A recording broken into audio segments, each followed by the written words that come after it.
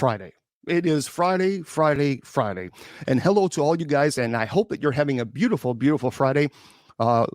We had a little bit of a winter kind of a storm here. But anyway, we're doing good, and here we are. So my name is Bishop James Long with the United States Old Catholic Church, and hello to you. I appreciate all you guys being here. Thank you so much for choosing this channel on your Friday to spend with us. We're going to have a really cool show, and I have an announcement to make too for next week. Very cool announcement, but we're not going to make this yet. It's called a little tease in the business. That's what it's called, a little tease. But you're not going. I'll make it in just a second, because it has something to do with our topic for the day. And believe it or not, I do want to. I want to start when I do shows to have topics. Well, what's the point for the show? What's the topic of the day? And of course, we'll talk about other things too. But I do want to talk a little bit about this, because I think it's very, very cool. Very cool that we're going to be having a special guest next week. But before we get into this, I want to say hello to all you guys. Yep, I do have my bike ground again, believe it or not, but we'll see how it goes. We just don't know. But we're going to talk. I have had cases in Montreal, but we'll talk about that in just 1 second. Guys, I serve as the exorcist for the United States Old Catholic Church. I've been in the paranormal field for 35 years. I've helped the community now for 20. And I go to paranormal conferences. I meet people all over the world, which is really cool, actually. I get to meet people from all over the world, and people from all walks of life, which is, I think, for me, I love it. I love meeting people I like meeting people that's not just, I don't want to clone a Bishop Long. When I meet people, I want to meet people who are different journeys in life. And so I meet people who are agnostic, who are atheists, who are Christians, who believe they're vampires, who believe they're werewolves, who believe they've been abducted by aliens. I meet people from all over. You name it, I've met them. I have met them. And I have always enjoyed hearing their story and their perspective on things, because I think that's when you really do get to explore life, and you realize that life is not just you don't live in a bubble, that people have different experiences. And so for me, when I go to paranormal conferences, man, I just meet so many people, diverse. It is truly diverse. Of course, with COVID, a lot of people haven't had the paranormal conferences because the COVID thing, but I think it's starting to come back, which is good, which is really good. So I'm excited about the possibility of jumping into some more conferences, because I absolutely want to do that. I miss it. I truly miss people, just being with people and hello, how are you? Shaking people's hands, meeting them, hearing their stories, telling them about my life journey, and sharing ideas. So there we are. Very good. I want to welcome all of you guys. So welcome to the show. Today is Paranormal Friday. Now, if you have a theology question, guys, we really do that on Wednesday. I try to separate the two. And it's not because I don't want to talk about theology. It's because, Wednesdays are theology, it's Bible study. Today is Paranormal Friday. Anything and everything related to the paranormal. So yeah, I will talk to you about my experiences as an exorcist. I'll talk to you about some of my cases. I'll tell you my experiences as on Ghost Adventures or whatever show that you guys want to talk to me about that I've appeared on. So anyway, that's what I like to do. Now, sometime, I don't know the dates yet, but sometime either in March or April, I'm not for sure when, but one of the Fridays I won't be able to be here. And I'll let you guys know. And that's because I have to film again for a television show. I cannot divulge too much information about it because I'm under contract. I can only tell you it is a television show, and it will be airing sometime this year on a major network. It's for the entire season. That's really all I can tell you. But once we're giving permission to talk about the show, I'm going to really talk about it. I'm so excited about that. I'm so excited about it.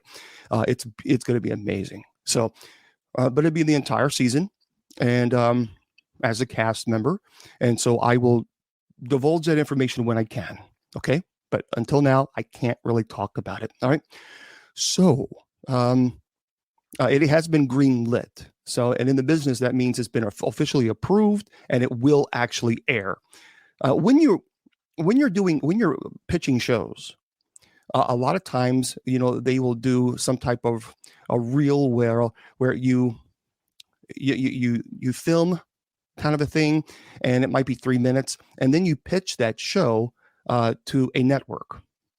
And you say, hey, got a great show. It's usually about $30,000. That's how much it costs to do one of these things. And you pitch it to a network and you say, okay, look, this is the show idea. This is what it's going to look like. And it's really, some of them are amazing. And the networks say, nah, we don't want it. Or yeah, that sounds great. We want it. Well, this show has already been green lit. And that means it's already been approved, that a network has already purchased it. So that's what I can say. And well, thank you very much, Joanne. I appreciate that. Now, so that's going to be, I'll announce that whenever I'm allowed to. Now, next week, tonight's topic, and we're going to talk about more things besides this topic, but tonight's topic, and by the way, for those of you on TikTok, I purchased a brand new microphone. It's on my lapel jacket. It's on my jacket. I don't know if you can, if the sound is better. Some people were saying that the old microphone was going in and out. And so I decided to purchase a newer microphone, and okay, sounds good. Good. All right. I just wanted to make sure that, all right, good. So that sounds better. It wasn't that expensive, but nonetheless, I just wanted to make sure it was good. I have performed 30 exorcisms on people who are validly possessed. And I can talk about, and I'll talk about that in a second. I've talked about it many, many times before, but we'll talk about all that. Next week, I have a very special guest. He has been confirmed. I spoke to him today. Just a terrific guy. Today's topic that we're going to discuss, vampires. And we're going to have a really cool conversation about this. But next week, I will have a very special guest on. And for those of you who know, and if you're saying hello to me, hello to all you guys, I promise you I'm not ignoring you. I'm just talking, so I can't obviously stop every 5 seconds, say hello. So hello to everybody. Hello. So next week, my special guest is Father Sebastian. Now, if those of you who are in the paranormal, or if you love vampires, you know who Father Sebastian is. I mean, really, honest to God, if you don't know Father Sebastian, you really are not into the vampire world. Everybody knows who Father Sebastian is. Everybody does. He is truly one of the most, probably a pioneer, no question. He's a true pioneer in the vampire community. Now, let me tell you, he's been on hundreds and hundreds of shows. So let me tell you who he is. And this is going to be next week. Next week, I'll be interviewing Father Sebastian. Father Sebastian has been he has been very active in the vampire subculture since 1992. He is a master Fang Smith. He's published many books. He is also the founder, I think, of the Endless Night Vampire Ball. So that's huge. I mean, it's all over the world too. It's not just in the United States; it's everywhere. Sebastian has appeared on Travel Channel's Ghost Adventures, CW, History Channel, Discovery, and MTV. His interviews have been in the New York Times, Glamour, Cosmo, Revolver magazine, and many more. He travels between Paris, New York, Florida, New Orleans, and LA, making fangs and hosting events. Now, if you want to go to his website, you can go to Father Sebastian, and Sebastian is spelled SEBASTIAAN.com. And you can find out pretty much whatever you need to know about him. There's a lot there. You can also go to YouTube. There's all kinds of things, but he's written several books. And so there we go. So I'll be speaking to him next week. So he's my special guest for next week, and it will be airing right here live on the Sacred Division. Yeah, he has a Facebook as well. He's on Instagram, Facebook, Twitter. Really, just type in Father Sebastian. I know people are immediately going to say, now, Bishop Long, you're supposed to be clergy, and you're not supposed to be bringing somebody on who claims to be a vampire, and why are you doing this? Look, guys, here's the deal. I speak to everybody. I don't put myself in this little box and, oh, I can't speak to them. I can't speak to, I don't believe in doing that. I want to speak to anybody and everybody. I've spoken to people from, you name it, I've spoken to them.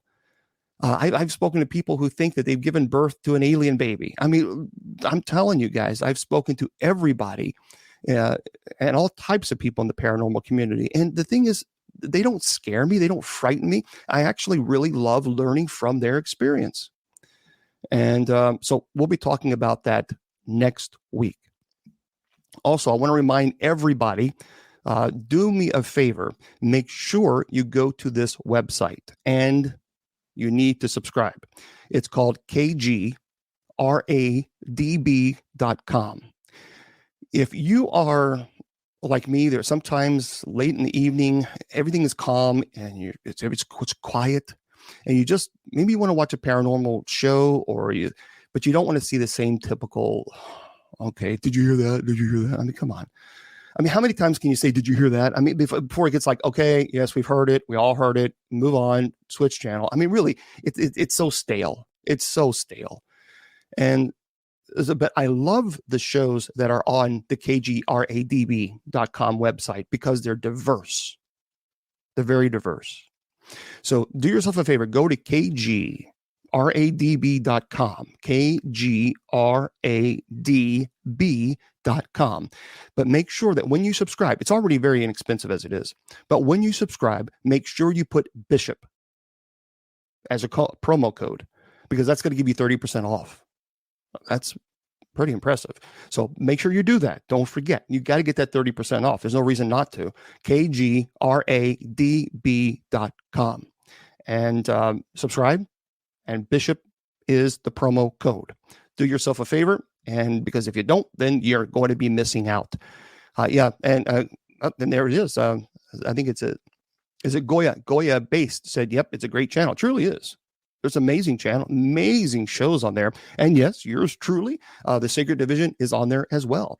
So if you've missed a channel, then definitely check it out.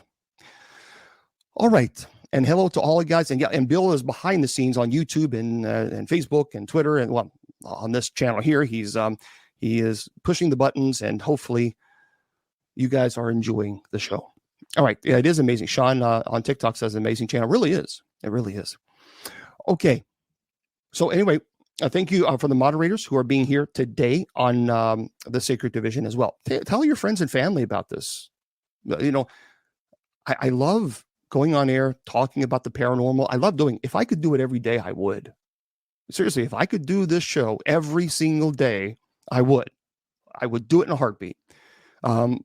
I just don't know how many people want to see this ugly mug, every day, Monday through every single Monday. I don't know. People would probably say, okay, I think that Bishop Long get off the tube there or whatever. All right. So, yep, we're going to talk about vampires this evening. Where do we put Bishop, please? What do you mean? I don't understand the question there. If you can expand on that, that would be great. Oh, well, thank you. I would watch every day. Pinky Promise. There we go. Well, thank you very much. Now, by the way, you can also go to my website. I do have a website, bishopjameslong.com. So if you want to check out, I'm going to be, right now I have no events scheduled because of, COVID. There's just not a lot of events going on, but I will be putting up maybe I don't know if it's a calendar, if I can learn how to do it, or just an events page. Well, thank you very much, Kendall. I appreciate that. So I will be putting that up there. And also, don't forget, Wednesdays I do have Bible study. And a lot of people are really appreciating the Bible study. And that makes me feel very good, because I put a lot of work into it. And I teach Bible study every single Wednesday from 8 to 10 p.m. Eastern Standard Time. And you can watch it. And I go into really the history of why things were written, to whom were they written for, what's the point, so that you can kind of get a better understanding. So I've been doing that, and I absolutely love it. Okay. I will get vampires. I will get to your questions. I promise you. I'm not ignoring them. I won't. I promise you. But I do want to talk about some vampires. I have met a lot of people, being in the paranormal community for as long as I've been, I have been, like I said, to a lot of conferences. I've met a lot of people who claim to have been or are vampires.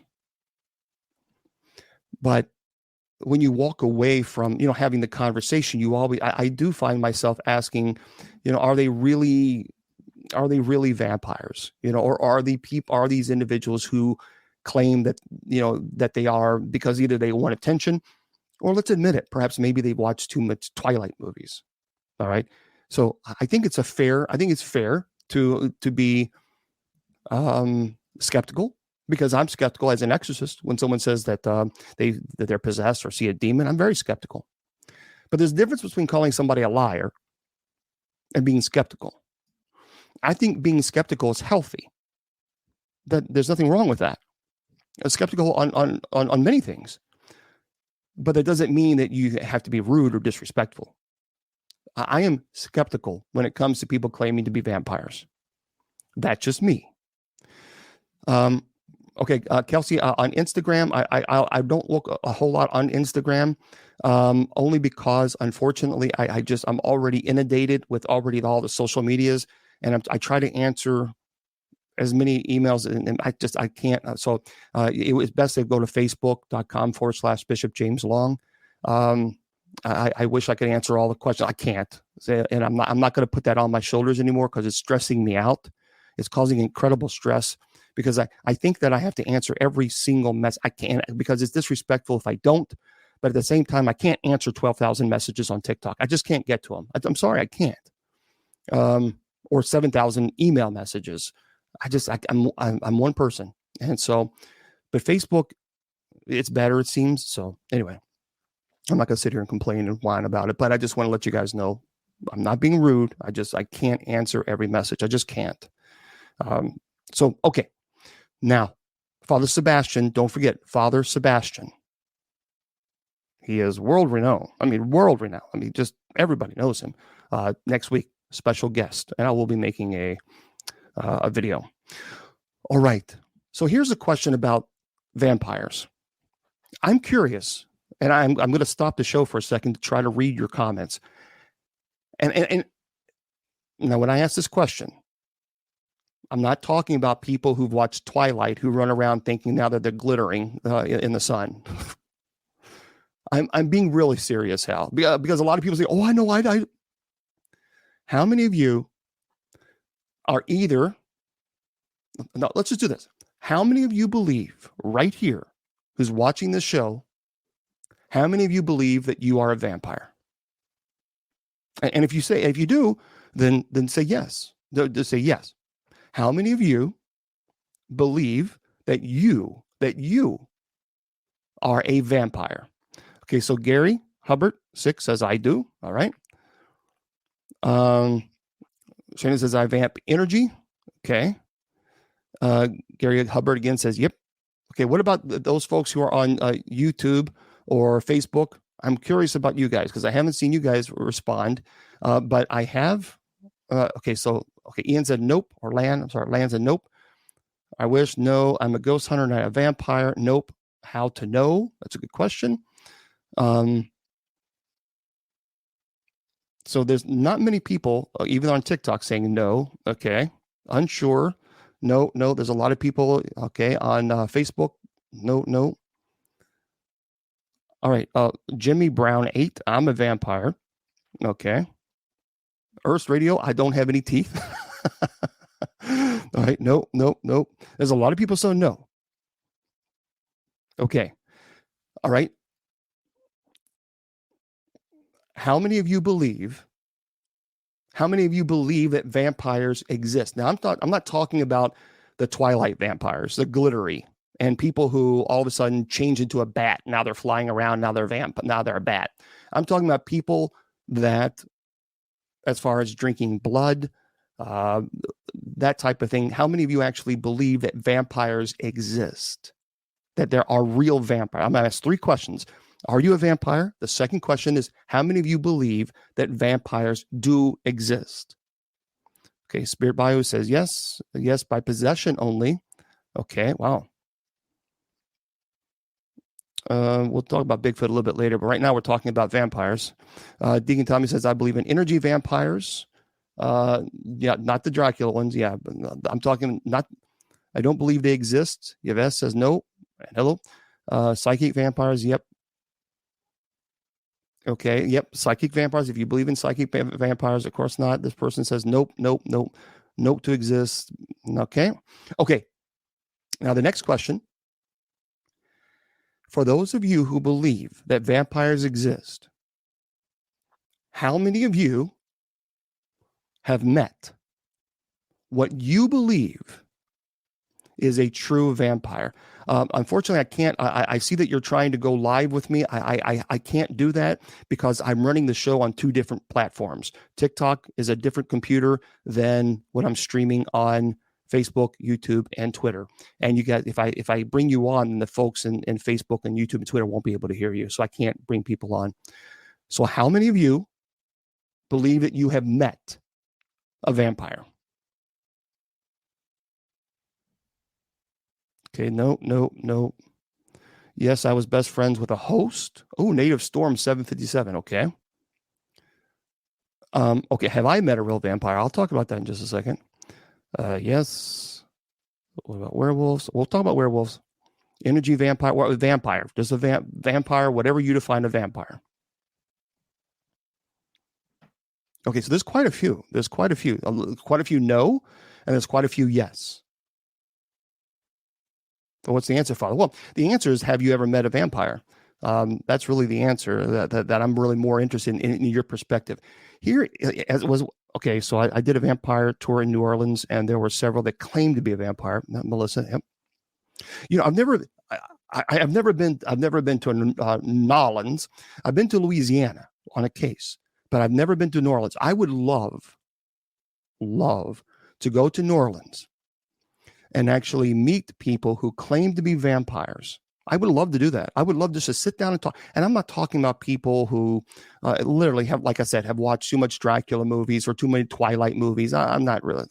I'm talking about legitimate people who truly feel that or know that they are vampires. I would love to go down to New Orleans. Love it. Okay, sure, no problem, Kelsey. I would love that. That would be fantastic. And it would be a cool documentary. Well, it would be a very cool documentary. I can't do a documentary for television because I'm under contract with this with the TV show that I'm on. But it would be. Yeah, I met Michelle Bellinger actually a couple of times. Okay. Yeah, you're right. Bishop New Orleans is right up your alley. That's true. I would love to go there. I don't know. I wish I can. If you guys are, if you're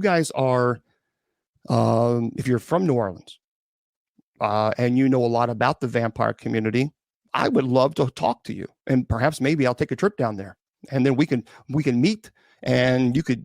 I would love it. That would be phenomenal. I would love that. As a matter of fact, I would. I would. That would be amazing. That would be amazing.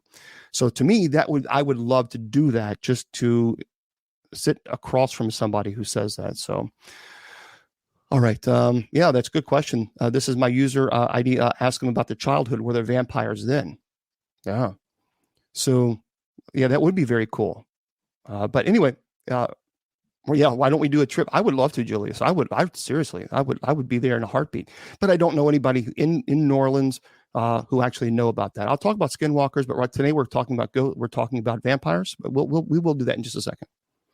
Have I cast out demons? As an exorcist, I performed 30 exorcisms. Okay. It doesn't seem an interesting place to visit. Oh, director, I don't know about that, Director Spidey. New Orleans does seem. I'm sorry, I thought you said doesn't. Yeah, Director Spidey says New Orleans does seem an interesting place to visit. It really, truly does, the history. But listen to this. This is interesting because I saw this the other day, and I wanted to share this with you. This is from liveabout.com. And the question is are vampires real? This is the article. The enormous interest in these creatures. A lot of people don't like being called a creature if they consider themselves a vampire. Prompts the question, are vampires real? Well, interest in the vampire mythos is at an all-time high. The recent enthusiasm for this blood-sucking immortal began perhaps with the highly popular Anne Rice novel, Interview with the Vampire, published in 1976, which, by the way, a little trivia, did you know that she wrote the book, and I didn't know this. Anne Rice wrote the book based on the loss, I think, of her 5-year-old child. That's why she wrote the book. It was more for a therapy for her. And so that's how it all started. And Lestat, the vampire Lestat, was actually a misspelling because she thought she was trying to spell another word, but she didn't even, she thought it was spelled that way, but it wasn't. So actually it was supposed to be some other name besides Lestat. But I just thought that was very, very interesting. But it actually, that's how it started. It started from her belief that, or her loss of a child. Yeah, her daughter had leukemia. So Anne Rice, which she followed up with several more books about the vampire world she created. Now, movies and television capitalized on this popularity, with such offerings such as Buffy the Vampire Slayer, The Lost Boys, which is a great movie, Francis Ford Coppola's film version of Dracula, Underworld, and Tom Cruise, Brad Pitt film adaptation of Interview with the Vampire, as well as, of course, well, we'll talk about the genre is more popular than ever, thanks to TV's True Blood. Haven't seen it. Vampire Diaries, haven't seen that either. And especially the enormous success of Stephanie Meyer's Twilight series of novels. Okay, well, that was huge. That was popular. People love them or people hate them. One of it. Do the vampires sparkle? I've spoken to people who claim to be vampires and they say, no, they do not sparkle. That's just absolute nonsense. That's what they say. Well, when a phenomenon like this creeps into our mass consciousness, you can barely turn around without bumping into a vampire or vampire-related media. Some people begin to think it's real, or they want it to be real because they so enjoy the fantasy. So what about it? The question, according to this article, is, are the vampires real? Here's what's interesting. In every single, and I want you to think about this for a second. In every culture that we know of, there is some type of legend or story of vampires. And if you think about that for a moment, that kind of makes you think, wait a minute now. Because, you know, if you have other cultures, if you only had it in one or two cultures and that's it, then you can easily say, well, obviously this is just for nonsense. But in every culture, in every main culture that we know of, there does seem to be some type of story, historical or current, of vampires. That's pretty fascinating. And so there CTINAS 13 says there is a medical condition that mimics vampirism. That's true. That is absolutely true. Are they created from black magic? There's a lot of I don't know. There's a lot of things that people will say about that they were born into it, and that it has nothing to do about being evil or being about demonic or something like this. But we don't know. There's again, what I don't know is I have not met a person. I've met a lot of people that claim to be vampires. Here's the problem. How do I verify that? How do I validate that? See, that's the biggest issue that I have. I've met hundreds of people throughout the years because I've been to paranormal conferences. Guys, when you go to paranormal conferences, you meet anybody, you meet everybody, and I mean everybody. But someone who claims to be a vampire, okay, how do I validate that? For example, if you say, well, Bishop Longo, you're an exorcist. Well, I can validate that because I've introduced you guys. I've done interviews before where people that I have worked on cases. You heard from Angie. Her mother was attacked by a horrible incubus case. She came on here. I interviewed her for you guys. So I can validate the cases that I have worked. I've been doing this for 20 years now. God, there's so many networks that have done their own investigation on me, and rightfully so, before they put me on their show. I can validate the credentials, my education, my training. That can all be validated. But how do you validate someone who claims to be a vampire? So that's the problem. Yeah, but well, Nestor says put a mirror in front of them. And some people would say that that's just that's Hollywood, that doesn't truly exist. I don't know. You know what I mean? I just I just told you. Well, again, it's scrolling pretty fast there, Sunshine, and I'm looking at two different cameras. So just remember, if I don't see your comment, it's not because I'm ignoring it. It's because I'm looking at this camera, and you might be posting something, and I'm looking at the. So remember, I have two different cameras going at the same time. Okay. TORS. You just said how. Well, can you say it again, Sunshine? That way I can stop the show and I can read it. Remember, everybody, I'm running the show on two different cameras. Okay, so this is for TikTok, and this camera is for Facebook, YouTube, and Twitter. So if you see me doing this, it's because I'm speaking to two different cameras. Okay, so all right. So push them in the sunlight. Yeah, see that's what I'm saying. But some people say that it doesn't exist, and that I don't know. So I don't know. So Taurus, I've been waiting. Like, come on. Taurus. Anyway, but I would love to go. I truly would. I would love to go. I would love to go down to New Orleans, and I would love to meet these people. And have I ever talked to a celebrity that were haunted by? Oh God, yeah, no, a lot. Okay, Taurus, I can't sit here and wait. I got to move on. So anyway, we're moving on now. So the question is. Well, okay, that's a good, okay. Please understand that the Bible does not, there's a lot of myth between the Bible talking about cannibalism and vampirism. No, absolutely not. That is not vampirism. And so that's not, don't get that confused. You're talking about the Eucharist, which is actually instituted by Christ at the Last Supper. But again, I don't want to get into theology here because that's more of a Wednesday question. Today is strictly paranormal, but no, that's not. We are not vampires because we partake in the precious blood of Christ. So no, okay, all right. So I don't know. I don't know about this whole thing about the vampires. I don't know. It's very interesting. Okay, so we can talk about whether we believe it or not, but here's the problem. There are types of vampires. There's a different type of vampires, and that's the thing. That's the kick. So there is, according to this website, there is the supernatural vampire. The supernatural. The question of whether vampires are real or not depends on definition, according to this site. If by vampire we mean the supernatural creature who is practically immortal, has fangs, through which he or she can suck blood, has an aversion to sunlight, can shift into other creatures, fears garlic and crosses, and can even fly, then we have to say, according to this website, no, that doesn't exist. Such a creature does not exist, according to the site. At least there's no good evidence that it exists. Such a creature is a fabrication of novels, TV shows, and movies. If we dispense with the supernatural attributes, however, there are people who call themselves vampires of one kind or another. So we're going to talk about this in just a second. Now, keep in mind, I do want to remind you, again, make sure you go to KGRADB. Go to KGRADB.com and make sure you subscribe. It's free.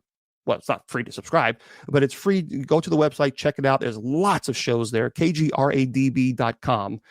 And when you subscribe, don't forget, put in Bishop, because you're going to get 30% off, and you're going to get lots of shows, lots of paranormal shows. So definitely take a look at that. All right. Now, the supernatural vampire we talked about. But what about other vampires? Well, lifestyle vampires. And for those of you who are just tuning in, I'm going to be interviewing my friend, Father Sebastian. Father Sebastian within the vampire community is very well known. For those of you who watch vampire movies or documentaries or television shows, you know who Father Sebastian is. And I'll be interviewing him next week right here on the Sacred Division. Very excited about that. So lifestyle vampires. Largely due to the influence of vampires in the media, there is now a subculture of vampirism, the members of which seek to mimic the lifestyle of their fictional heroes. more anti-heroes if you think. There is some overlap with the goth community, both of which seem to seek empowerment in the dark, mysterious side of things. The lifestyle vampires typically dress in black and other accoutrements of the vampire aesthetic and favor goth music genre.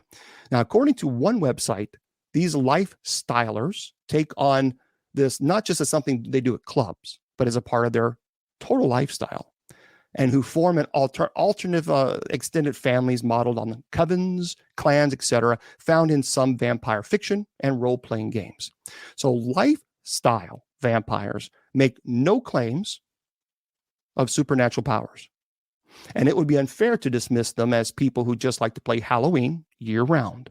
They take their lifestyle quite seriously, as it fulfills for them some inner, even spiritual need. So I'm going to talk to Sebastian, Father Sebastian, next week, and I'm going to ask him about people who, the lifestyle vampires. Now, again, there is also what's called sanguine vampires. Some sanguines. Now, let me just talk about that for a second, because I'm curious about this. I'm very, very curious. That's weird. That I'm looking at TikTok, and that is very strange how it just fluctuates from viewers. All of a sudden, you get really high and then really low and really high again. That's kind of strange. That's weird. Well, that's interesting. Now, sanguine vampires. Now, sanguine, I think it's sanguine. I think that's how I'm saying it, meaning bloody or blood red. Vampires may belong to lifestyle groups mentioned above, but take the fantasy one step further by actually drinking human blood. They typically will not drink a glass of the stuff as one would have, like a glass of wine, for example, but usually will add a few drops to some other liquid for drinking. And on occasion, sanguine vampire will feed directly from a volunteer, or what they call as donor, by making a small cut and sucking up a small trickle of blood.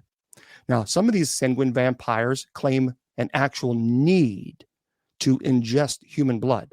The human body does not digest blood very well, and there seems to be no physiological condition that would account for such a need. Well, some people disagree with that. If the craving is present, then it is almost certainly what they call psychological in nature, or simply a choice. Now, again, this is a website that claims this. Liveabout.com is what I'm reading this. So again, some people just say, I disagree with that, and that's fine. That's fine. Now, keep this in mind.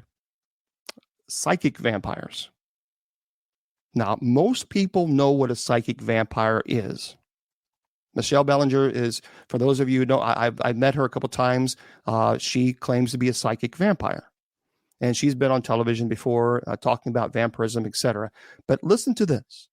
Psychic vampires.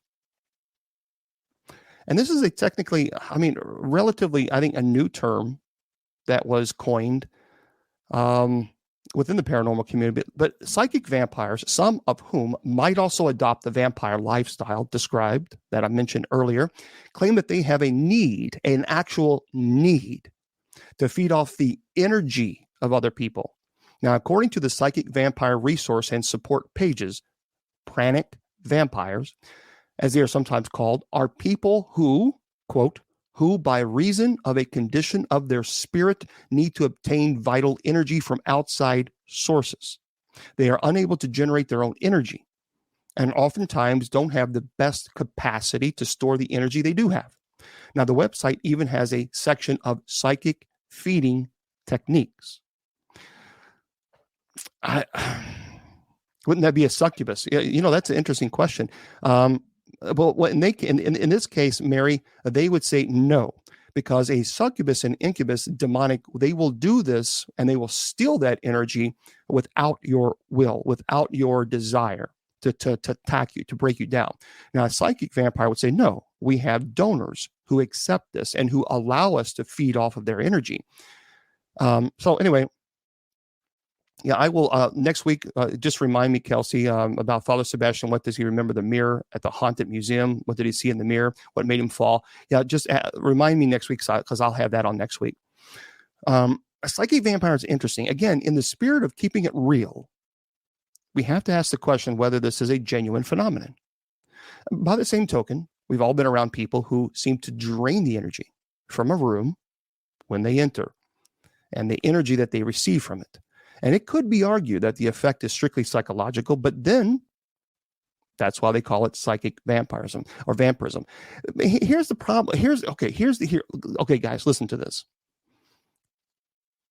Psychic vampirism is very interesting because I met a lot of people who claim to be psychic vampires. But again, how can you validate that? See, this is the problem that I have. I would love to truly sit across from a person who is a genuine, true vampire, not somebody who wants to be Edward from Twilight, not somebody who wants to be the next Count Dracula, or I want to really meet and sit across. Maybe I didn't even know it, but I want to meet somebody who is a genuine, true, honest to God vampire, and just sit down and talk to them, and just find out their world, their experiences. Because I'm telling you, I have met so many people who claim to be psychic vampires. But the problem is how can I validate that? Because anybody can claim to be a psychic vampire. Anybody can claim it.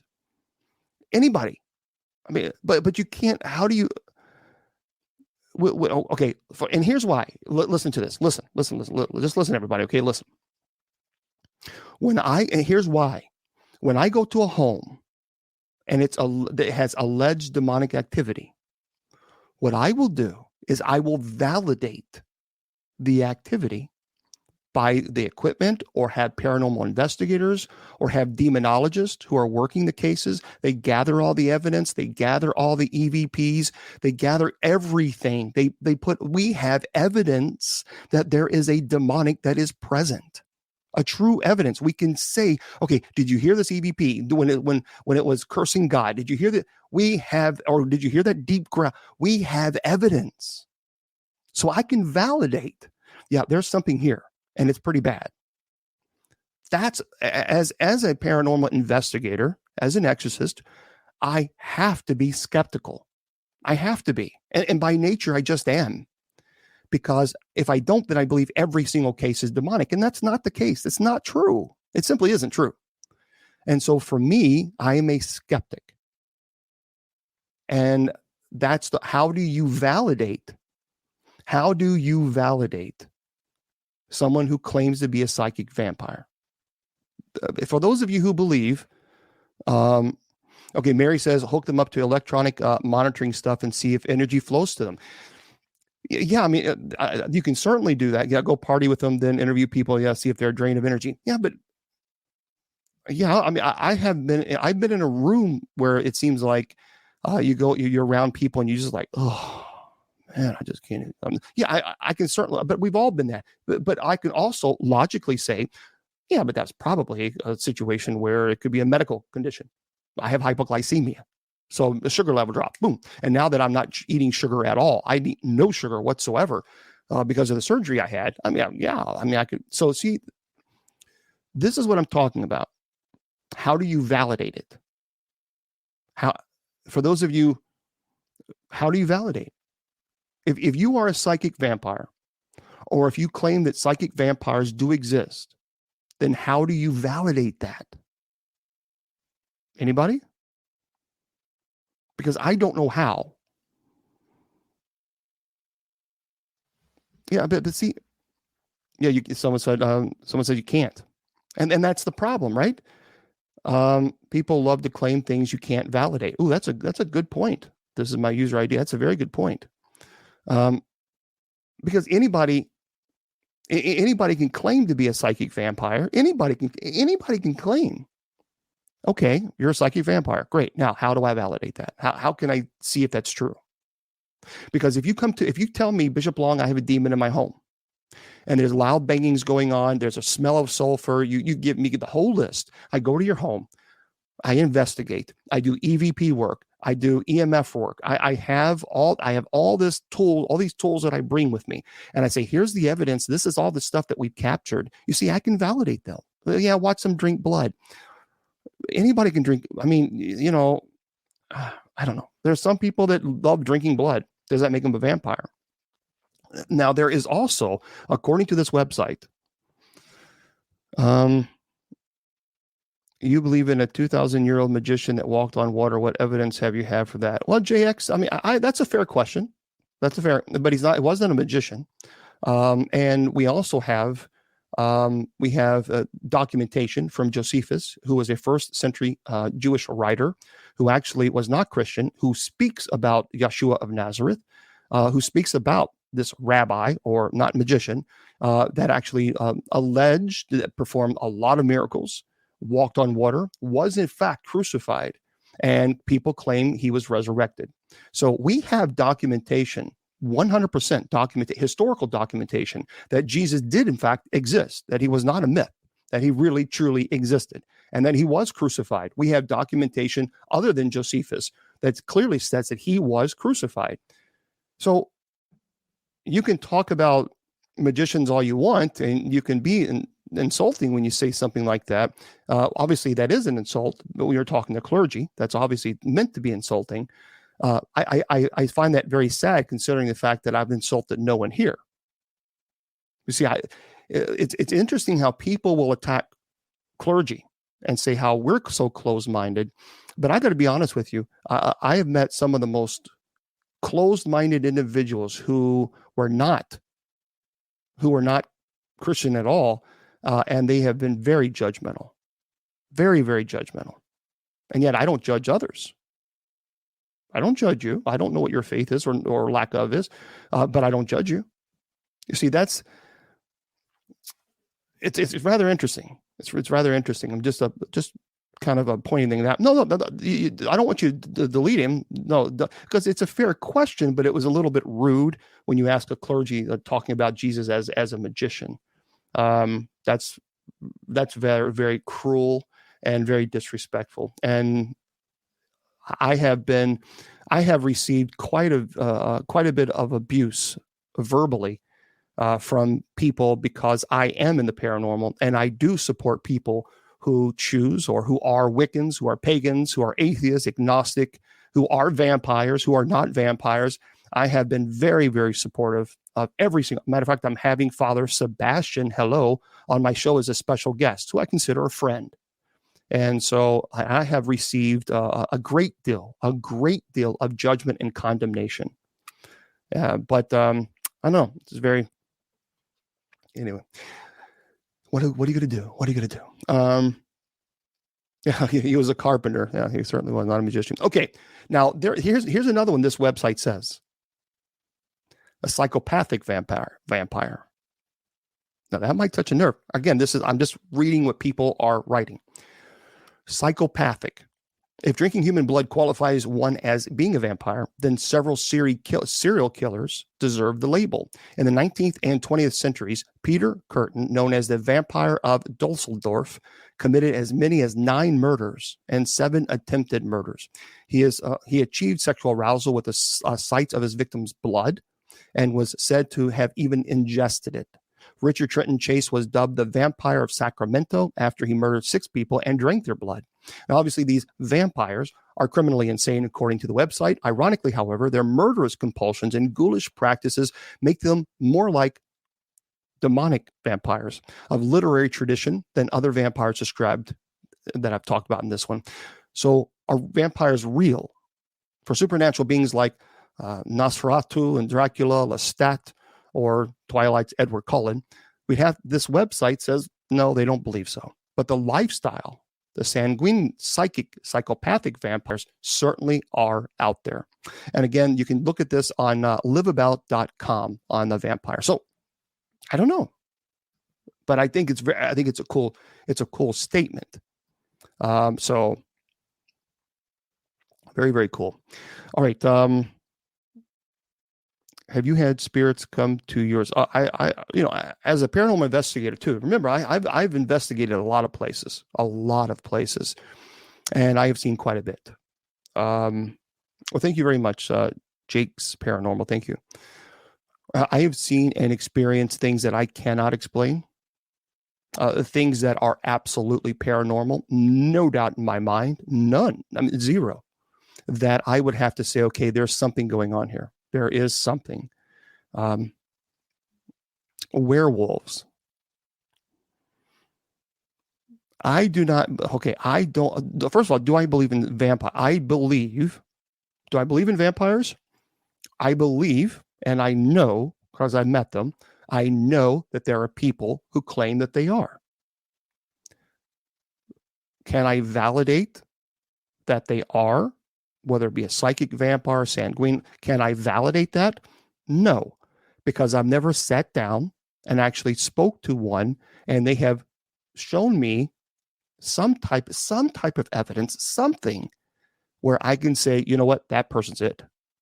That person, yep, I will stand firm, and I will scream on the mountaintop if I could see that. If someone is a for example, look, someone asked about werewolf. If someone, what about those no reflection thing? Well, there's a lot of people. That's a good question. But there's a lot of people who are psychic vampires who say that's nonsense. So see, that's the problem, right? Because you with vampires, you don't know what's real, what's fiction, what's true. We don't know, because I've spoken to a lot of people who claim to be psychic vampires, and I will ask them, well, what about crucifixes? What about garlic? What about mirrors? And every one of them said they're just stupid. Every single person. And I've done this for 20. I've been in the paranormal community for 35. That was the first time I investigated 35 years ago. But I've actually been to conferences and for 20 years now. And I've spoken to a lot of people claiming to be psychic vampires. Every person who claims to be psychic vampires have said that's stupid. Garlic, dumb. Coffins, it's a lifestyle choice, is what many people have said.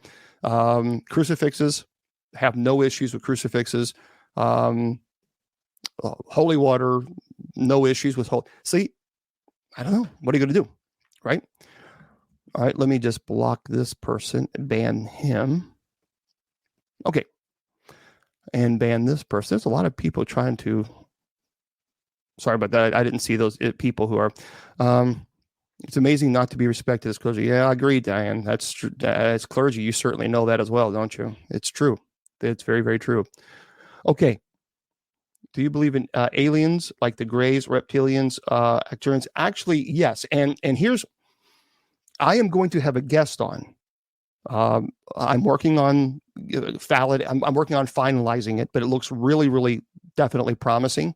Probably within the next couple of weeks or so, maybe 3 weeks, I will have a guest on who absolutely 1,000,000% strongly believes in reptilians, 1,000,000%, and they say they have the proof of it.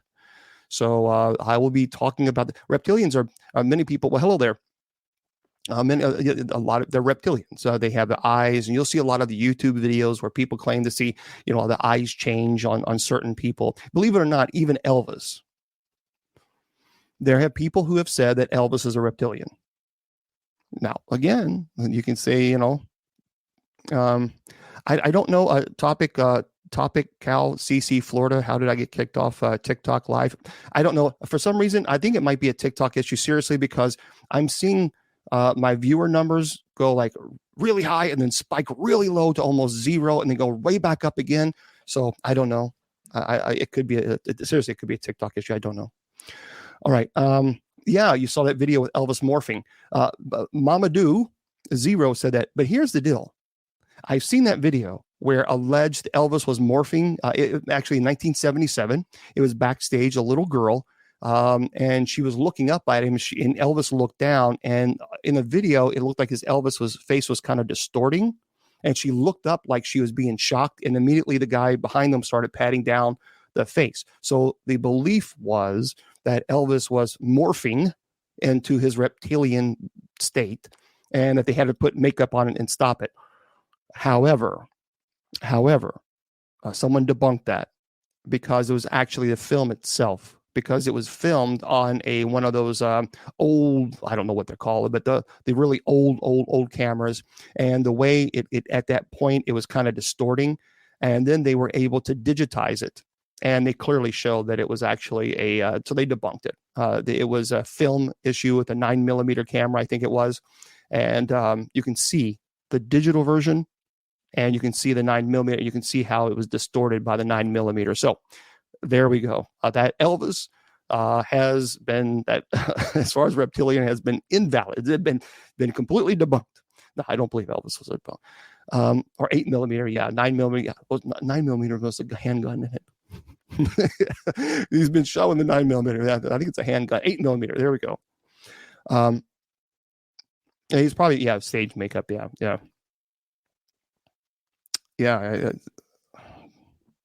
Do you believe holy water can help? Well, certainly holy water does help. Holy water helps. Holy water is considered a sacramental of the church. Sorry, Julius. You gotta listen. A 9mm. Whoo, Lord Jesus. Elvis did love. He loved his makeup. He certainly did, and nothing wrong with that. But no, I don't believe Elvis was reptilian. No, but there are some videos where you see, if it's real, then you kind of say, what was this? You know what I mean? But here's the problem. Again, here's the problem with that, guys. Video can be so easily altered now. It can be so, I could literally have this video right now and record it, which is recording, and then have friends change my eyes and make it look like a reptilian. I mean, it is so easily done now. We have the technology to do it like that. I mean, just like that. So, you know what I mean? I think that's the problem. That's the issue. Well, Alaska. Well, Jenny, I'm very jealous because Alaska is definitely a place where I want to go. So I'm jealous. Well, see, is it Giovannin 555-5555? I don't. Okay. I don't necessarily. I'm open-minded, but I don't necessarily believe in reptilians. I just don't. Now, I do absolutely believe in UFOs. No question. No doubt. I definitely believe that there's alien life. Guys, I'm telling you, listen to me very carefully. I am a huge space nerd, and I mean extreme space nerd to the extreme level. I went to space camp as a kid. That's pretty nerdy. So Huntsville, Alabama is where I went. So when it comes to space, I'm a pretty big space nerd. I said this the other day. Remember, from Earth to Jupiter, if you're flying 42,000 miles per hour, it takes 10 years to get to Jupiter. 42,000 miles per hour. We know this because we've sent satellites up there. We know exactly how long it takes to get to Jupiter. 42,000 miles per hour, 10 years. That is how huge our solar system is. But our solar system is a speck of dust when it comes to the universe. A speck of dust in a massive ocean that's endless, and you just drop that little dust. That's how we're very small. The idea that we're the only ones, I just don't believe. But I do believe, absolutely, I do believe that there are alien life. I absolutely believe that. I don't believe that the aliens are demons.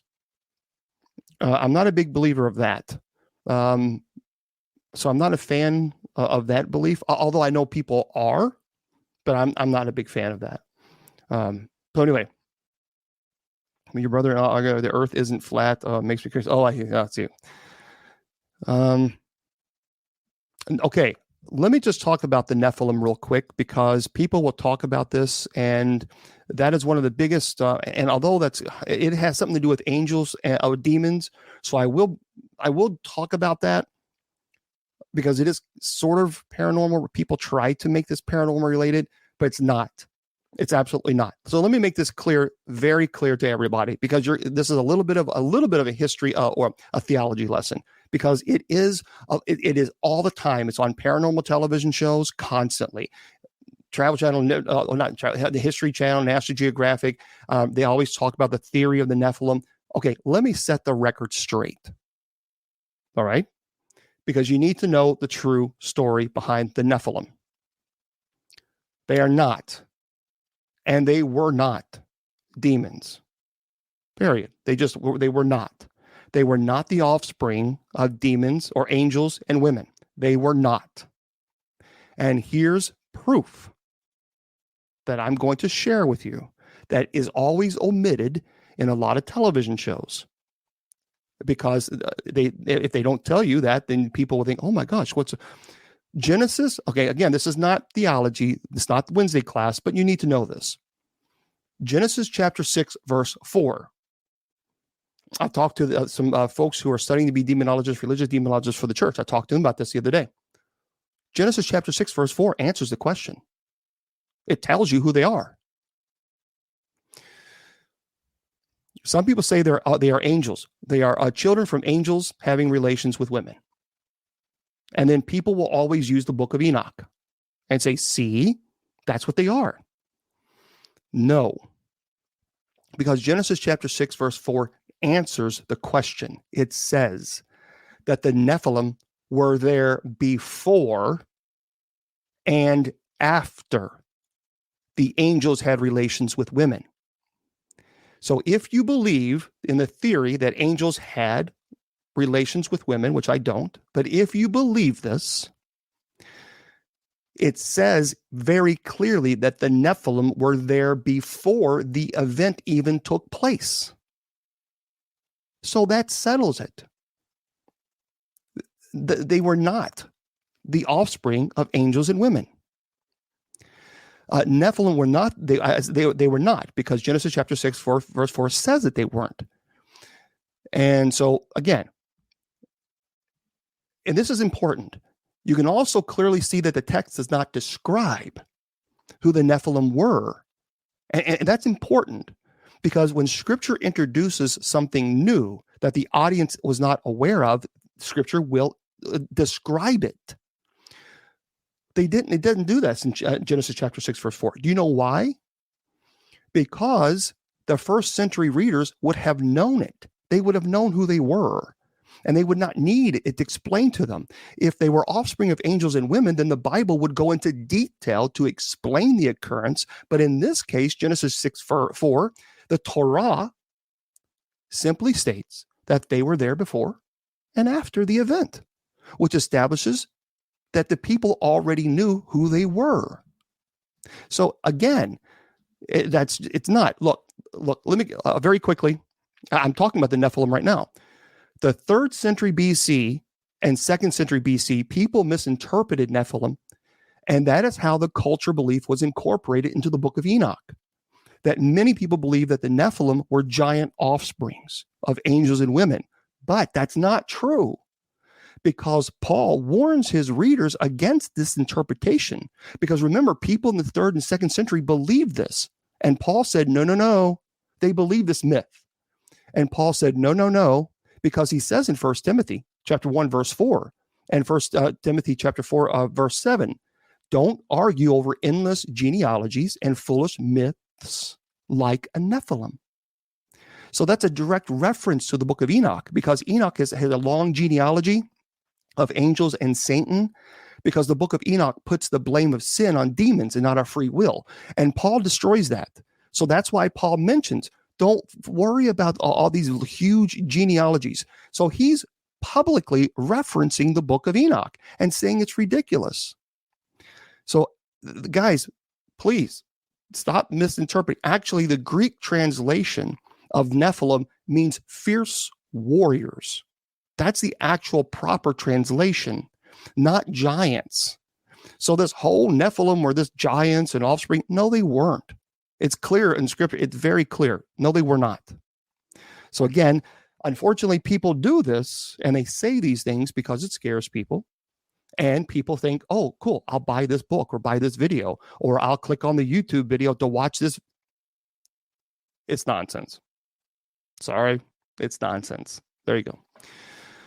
So I don't, I'm not trying to poo-poo people's ideas, but to me, I want you to be honest with you. I have not been succubus grandma. That's an interesting name, but I've not been. Okay. Well, yeah, King James Version, actually, there's a lot of mistranslation in King James Version. A lot of mistranslation. And that's unfortunate. So there we go. Yeah. Yeah. Okay. So we talked about the vampires. We talked about different. Now there are what's called psi vampires.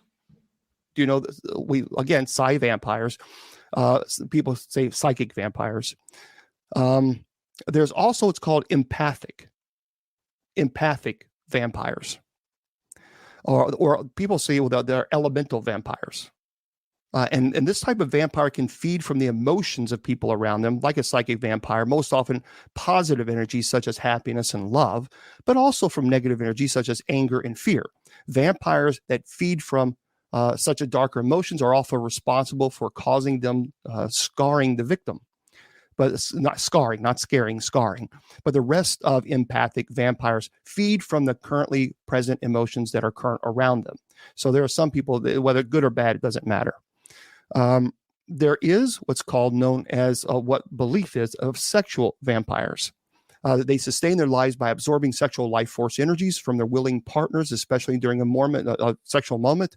They do feed from either physically or by blood. And so in many theologians would argue this would be a succubus and incubus. There's another term called soul vampires. Soul vampires feed off soul energy of their victim, the soul, usually shortening their lifespan visibly or sometimes killing them from excessive feeding. Genetic vampires, they're either scientifically created vampires or children of vampires, a man that possessed some but not all of the vampire powers. Insane, we talked about insane vampires. There's disfigured vampires, and we're going to talk to Father Sebastian about this next week. Disfigured vampires, Nosferatu would be considered a disfigured vampire. Prolonged life as a vampire or bad case of conversion into undead life can induce disfiguration and rotting of the flesh. These vampires are, again, known as Nosferatu. The literary movie vampires. But anyway, you can find that at vampirefacts.net. So yeah, there's quite a few. It's amazing. It really is. When you think about it, there's a lot of different types of vampires. I don't know, but it's one of those things. I got to check the time here. Let's see what time. 8:07. Okay. All right. I got to make sure I keep an eye on the clock there. All right. So yeah, I've not been inside the Amityville Horror House. No, I've already talked about this. I've already talked about that succubus grandma. So I have answered that question already.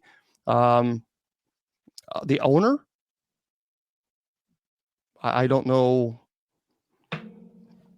I see. I don't really. I don't know if there is. If I should know the owner, I don't know if. I talk to so many people. Well, thank you very much. That's cool. Thank you very much. I appreciate that. I talk to so many people. I don't know. So, yeah, I don't know. But there's a lot of haunted places that I don't know.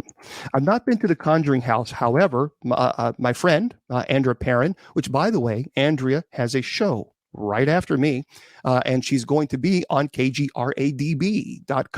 She's next after this show is over. She goes on at 9 p.m. Eastern Standard Time, and she actually grew up in the Conjuring House.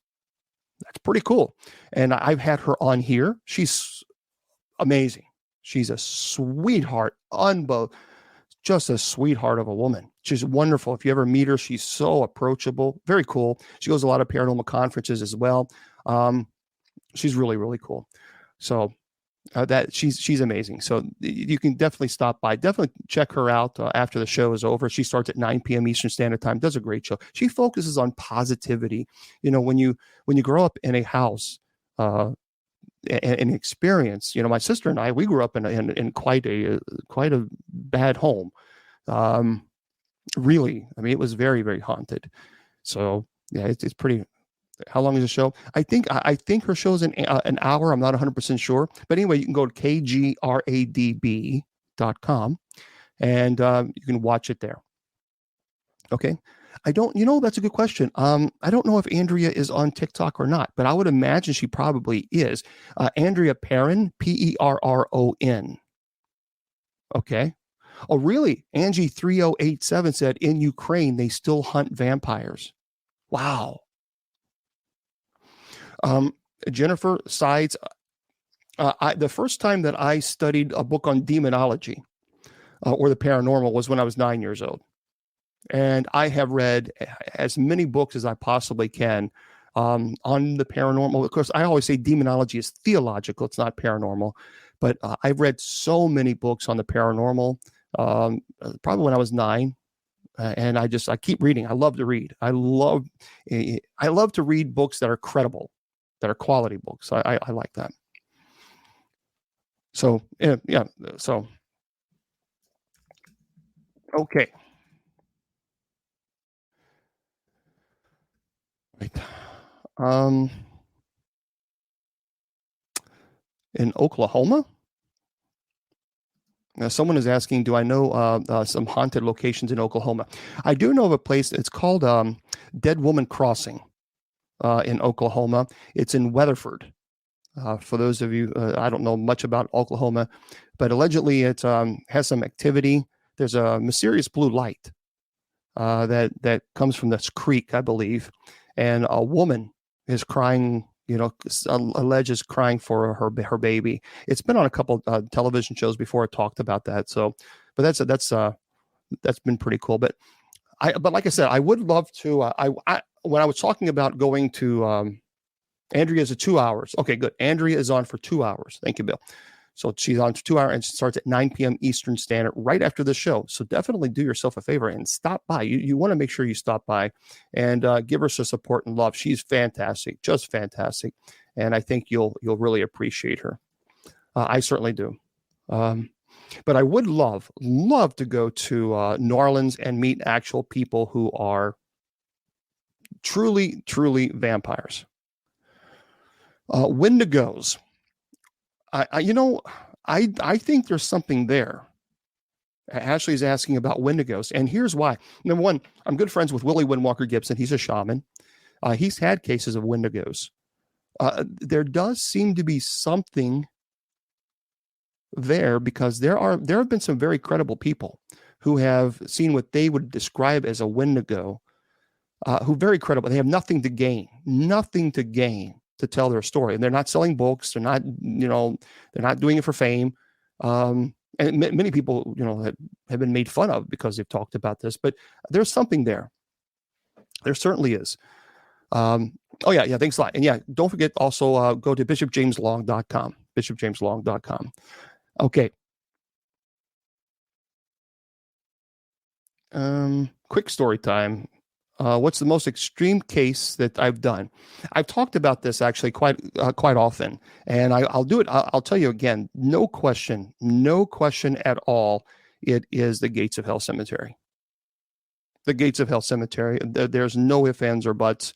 That is definitely, no doubt, the most. That is absolutely no question. And I'll play the EVP in just a second. As a matter of fact, I'm the one who named it the Gates of Hell Cemetery. And I know that for a fact because 18 years ago, I had the Sacred Division on it was a show. It was a network. It was 100% paranormal all the time. And it was the network to be on. And it was brand new idea running a paranormal network like this. And no one even knew. And I was in the paranormal a long time ago.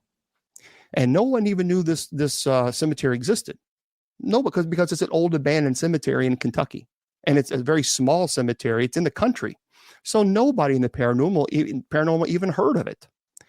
So my team was doing investigations, finding places that are abandoned that we can go to investigate. And there was one person who found a place that no one ever talked about. No one even knew it. Like I said, it's off an old country road.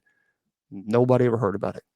So we went there, and I got to tell you something. I've been to Bobby Mackey's on Ghost Adventures 3 times. I've experienced some really interesting things at Bobby Mackey's. But the Gates of Hell makes Bobby Mackey's a walk in the park. Bobby Mackey's can't even compare to the Gates of Hell. And when we did investigation, and the next night we came back, we were on air, we were talking about what we experienced. And I said, and I still have the recording, 18 years ago, said, this is like the Gates of Hell. And that at that moment, so that's it, that we're going to call this the Gates of Hell from now on. And so when I went on to the History Channel, We talked about the Gates of Hell Cemetery. We've talked National Geographic and travel and all that other. So I've talked about this for 18 years. This place. So that's how the Gates of Hell Cemetery got its name. It is a bad place. There's a lot of satanic rituals that are performed there. A lot of animal sacrifices. Would you go to Cal State Channel Islands? I'll go anywhere. If I can get, it's called KC Cemetery. That's right. Have you been? I have not been to Ohio State Cemetery, a reformatory. I would love to go. Here's what I would really love to do. And I'm going to, as a matter of fact, I am planning when the weather gets better. Because in Ohio, from Kentucky to Ohio, it's dicey. You never know what the road's going to be like. But the Bel Air House in Bel Air, Ohio. I know the owner, Kristen. She's lovely woman, lovely, and Kat. She helps her cat. Both lovely people. And I've talked to Kristen about the possibility of doing a live show right there at the Bel Air House. While people are investigating, we will be live on air. And that we're going to plan this. So I will be going to the Bel Air House in Bel Air, Ohio. That's very, very cool place. That I've been there several times. Love it. It's definitely. I've already spoken. Don't worry. I have spoken to. I don't know when. Maria, it's going to be probably in the spring. The problem is I don't know when I have to fly back to Los Angeles. I have to fly to Los Angeles to film for the television show, and I don't know exactly when that's going to be, March or April. I'm not for sure. I would probably imagine it would be after April, only because the weather between Kentucky and Ohio, it can be really dicey and very bad. And so I don't want to get caught up in a pretty bad place, storm. So I'm thinking probably after, maybe hoping in April or May. But I will be there, and it will be a live show. That's going to be very cool. That will be very cool, where people will actually do an investigation. They will go, they will capture evidence. They will come down live on air. They will tell you guys what they've captured. It's going to be very cool. Very, very cool.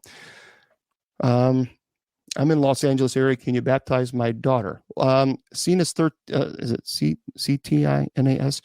Send me a message on Facebook, but make sure you go to the right Facebook page, please. Mothman, I'm going to talk about that, Amish. But go to my Facebook. Send me a message about baptizing your daughter. When I'm in Los Angeles, I could probably do that. I'll have to let you know, but message facebook.com/Bishop James Long. Make sure you go to that one. Bishop James Long is all one word. And it says on the background of the profile, it says where, some of my profiles, I don't know, the URLs, but make sure you go there. Okay. Yep. Live show broadcast. Where? That's going to be at the Bel Air House. Bel Air House in Bel Air, Ohio. It's been on several shows. Kristen experienced really dark. I mean, the owner. Oh my God!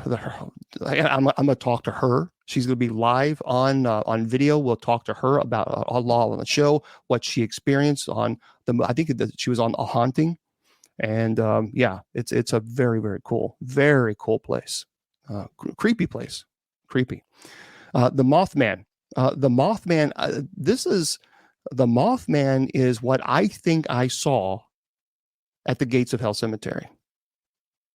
That's what I think I saw. Not just me, but 3 other people was there with me, and Bishop David Price was one of them. And Bishop David, he's a skeptic, but he was there and he saw it, and so did 3 other people. There were total was 4 people. That was an intense place.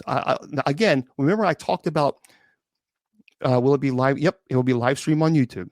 It'll be live everywhere, just like I'm doing this. It'll be live just like that. Yep. I would love to go. I would love to go to other haunted locations. I just don't know necessarily the owners of these haunted places.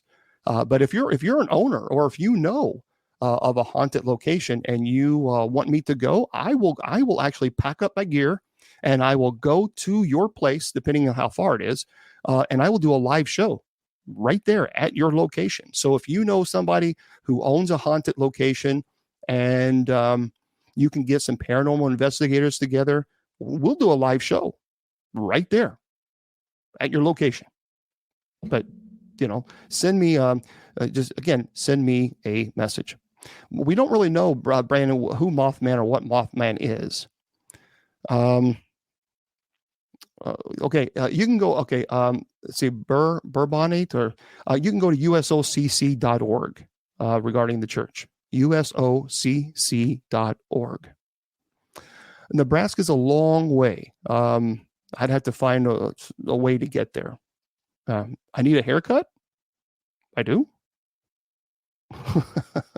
Cosmic 102. You need a haircut? I need a haircut? I don't think I need a haircut. Was that me? I don't know. No, but I don't know. I don't wear makeup. I can't wear makeup because makeup. A long time ago, when I was in the Performing Arts School in Kentucky, I can't. I tried to wear makeup and it broke me up really bad. Really bad, broke me out. So I can't. I think makeup would make me look prettier, but no, I can't. Unfortunately, I can't wear makeup. Okay, I don't need a haircut. Well, thank you very much. Stanley Hotel, I love it. Would love to go there. Oh, you work at the Stanley? Well, then you know what? Is it Shia Lee Love? Lee Love? Well, then talk to the owner. I would love to go there. Love it, absolutely. But just send me a message, facebook.com/Bishop James Long. Okay. All right. Yeah, that would be very, very cool. That would be amazing. But at the Gates of Hell Cemetery, I captured an EVP. Now, it was me and 3 other people were there, total of 4 people. We didn't hear anything. That would be called a disembodied voice, but we captured this on EVP. EVP is electronic voice phenomenon, so we had a digital recorder. And I asked, "Are you angry?" And we got a response. This thing was very, listen to this. Android Purity, my girlfriend, tells me that the expensive makeup doesn't break you out. Well, then I'm going to have to save up then and get some expensive makeup. But no, I think I'm not a big fan. I don't think I need makeup unless you guys think I do, but no. Okay, listen to this. Would I return to Bobby Mackey's? I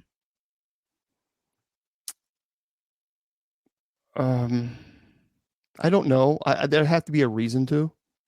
I've spoken to Bobby Mackey several times. I know Bobby Mackey, but I would have to. There would have to be a reason for me, but not just a. Okay, listen to this, everybody. This is an EVP from the Gates of Hell.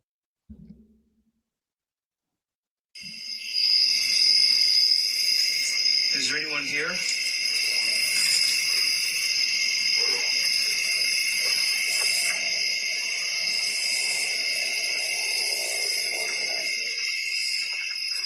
Are you friendly?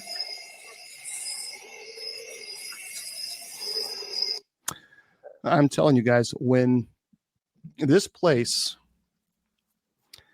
the place where when we left, because we were at the back of this tree where a lot of satanic rituals are performed, and we saw hundreds of shadow people surrounding us and lots of trees. When we knew something was wrong. We knew we better get out now. Because we weren't there. We weren't prepared. No, I did not hear it, Mary. Yeah, we didn't hear anything. We all knew that it was bad. We all knew that we were being surrounded. We could see, we were in the back of this, very quickly, I'll tell you, we were in the back of this tree. And this tree is where a lot of satanic rituals are performed. And there's trees, hundreds of trees around the cemetery. And this was around midnight or so. The crickets, it was in the middle of summer. This is off a dirt road. So it's kind of like, honest to God, I would do this. I would go there and do a live show at the Gates of Hell. There's 2 problems. Number 1, I wouldn't go now because the road is not kept because it's an old country road. And 2, I would go probably during the summertime when it's still daylight around 7 o'clock, because I will not go there at night, not by myself. There's no way, no way. But the problem is there's no internet service there because it is in the country, and that's the only problem that I have is that I wouldn't have internet, so I couldn't do the live show. That's my problem, and I don't know how I would do it. I wish I could. I wish I would do it. But that's the problem. There's no internet. There's no internet there. Yeah, I understand, Mary. I understand that.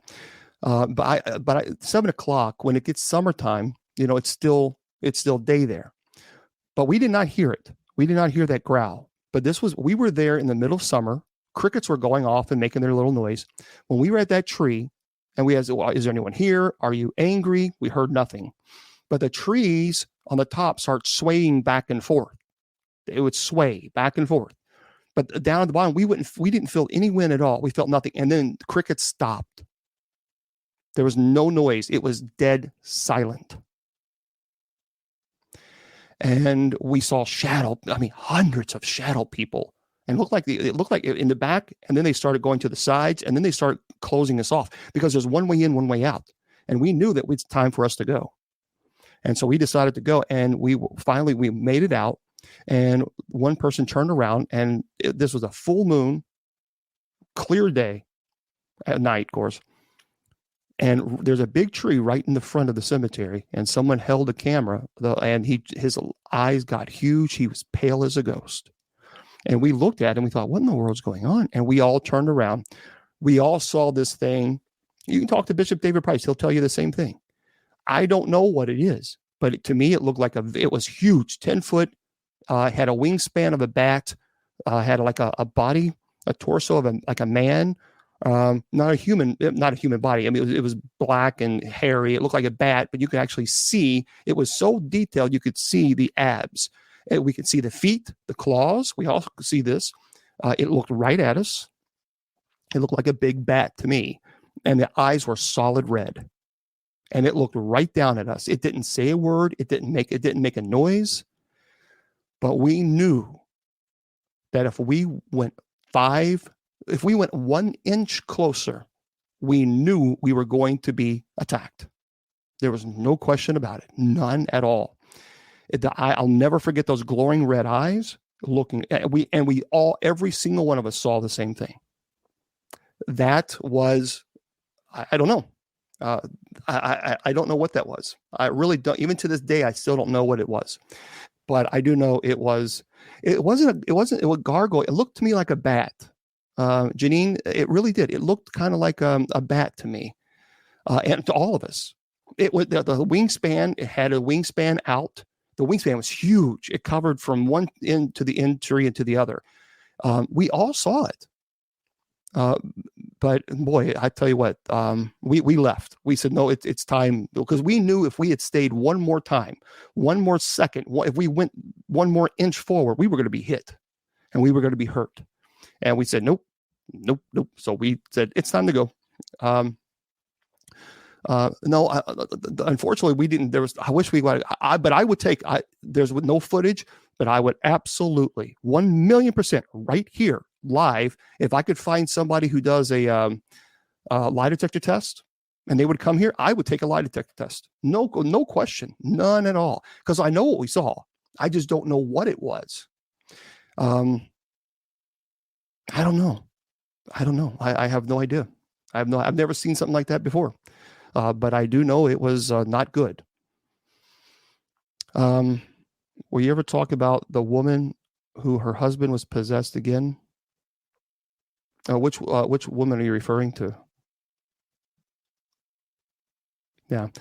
I don't know what it was, but I know that 3 other people saw it, and Bishop David Price is one of them. And Bishop David, he's a skeptic. Oh, I know Chip. Maybe I'll ask Chip if he wants to be on the show.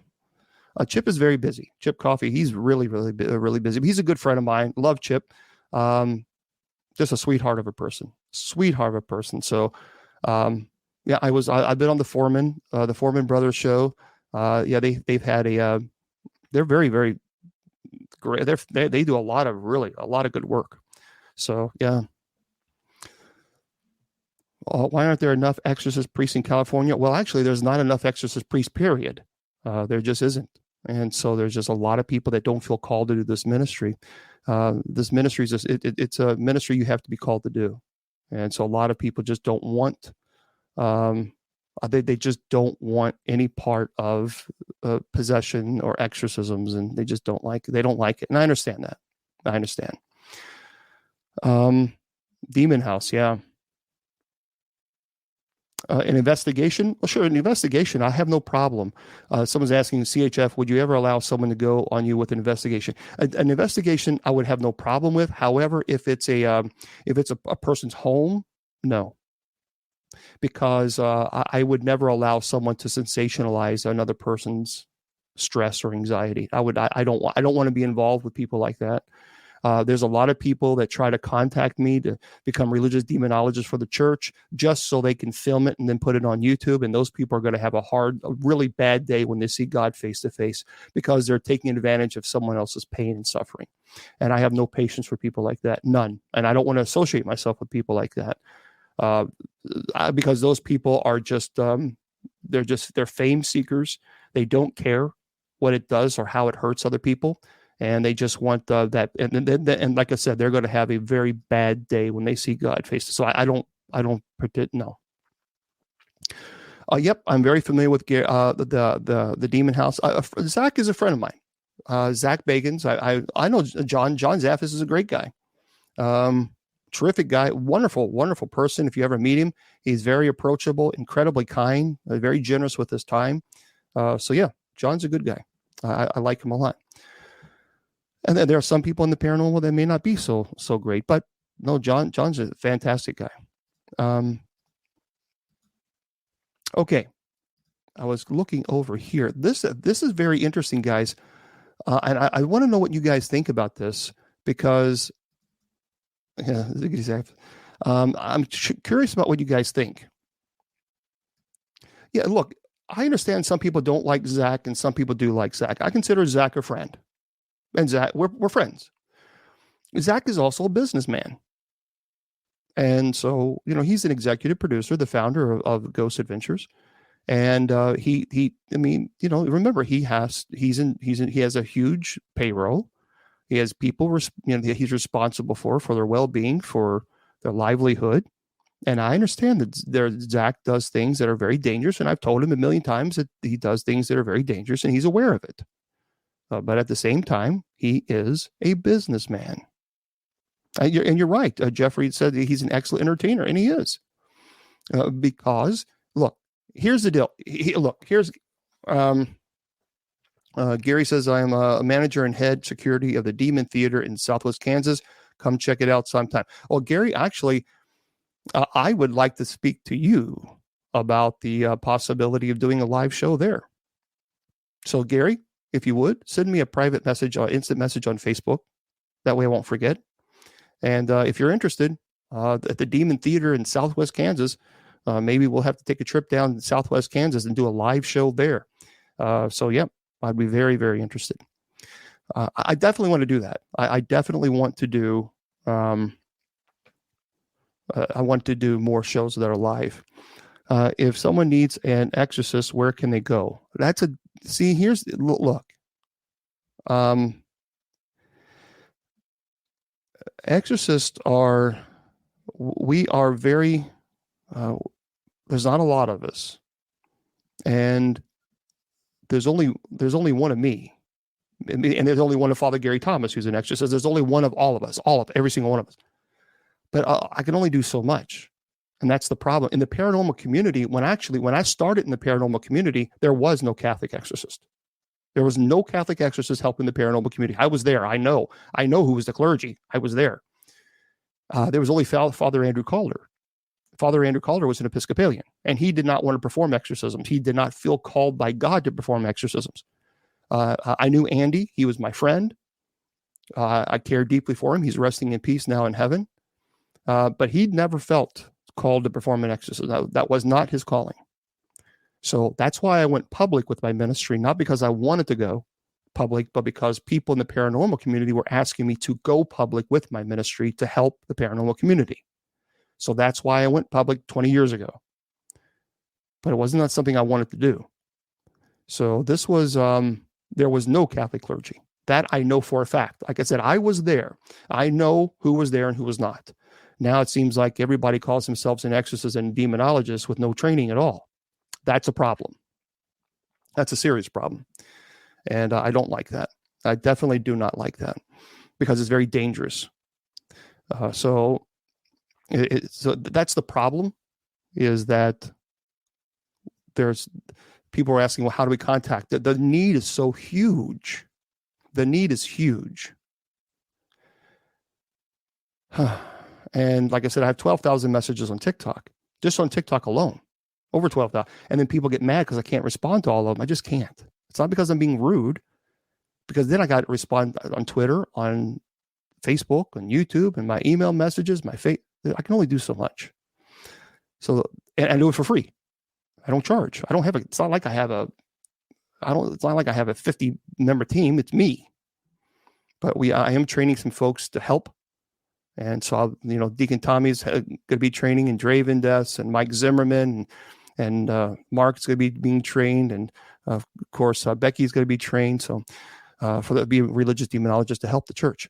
By the way, I want to say something that's very important. And so please, if you would, do me this favor. And let me block this fool. I want everyone to do me a favor and write this name down. Okay? The name is Jeffrey Scott Leeper. And I just put his information there on Facebook, YouTube, and Twitter. Jeffrey Scott Leeper. Now, I know that he's probably not going to particularly, but he understands. Jeffrey has posted on his page that he is battling. He's a good guy, and I know Jeff, and he's battling cancer, and so cancer treatment can be quite rough. So I'm asking you, please, to go to his Facebook page, Jeffrey Scott Leeper, Leeper. And I even posted on my page. I shared it on my page too, facebook.com/Bishop James Long. There is a GoFundMe page that is set up to help him out. Jeffrey is a member of the paranormal community.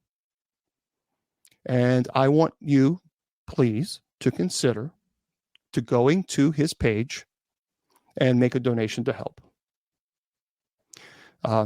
Everybody understands that we all have difficult times in life.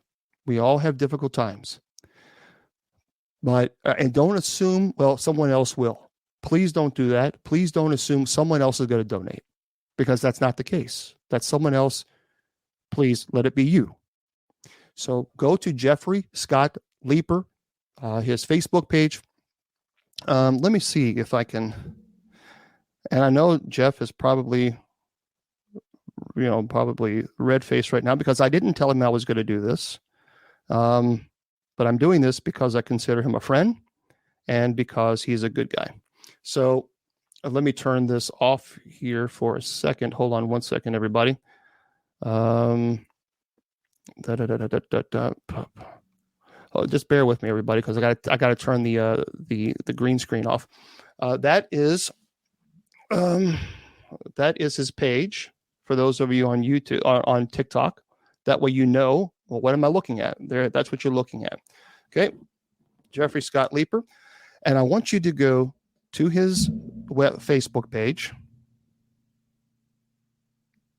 And, oh, good. It's listed there. And I would like for you to donate.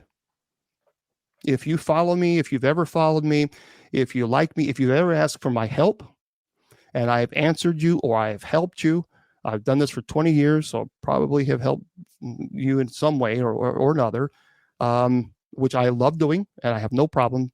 I'm asking you, instead of saying thanks, Bishop Long, go to Jeffrey's page and make a donation. We all can need help from time to time. And cancer is scary. Cancer is very scary, and it is frustrating, and it's expensive treatment. Well, thank you very much. I appreciate the Michelle. So I'm not going to answer any questions right now on paranormal questions, because I'm doing something that's far more important. So I'll hold off on the questions. So please, again, Jeffrey Scott Leeper. I just showed you his Facebook page. There's a church behind him, and then his picture. And you scroll down, and you will see the first post on his page, a GoFundMe page. And like I said, he has been, I have, Roxanne. He has been in the paranormal for quite some time, helped a lot of people. He's helped a lot of people. And does it for free. And so I'm just, why do I do this? Because I'm hoping that, one day, God,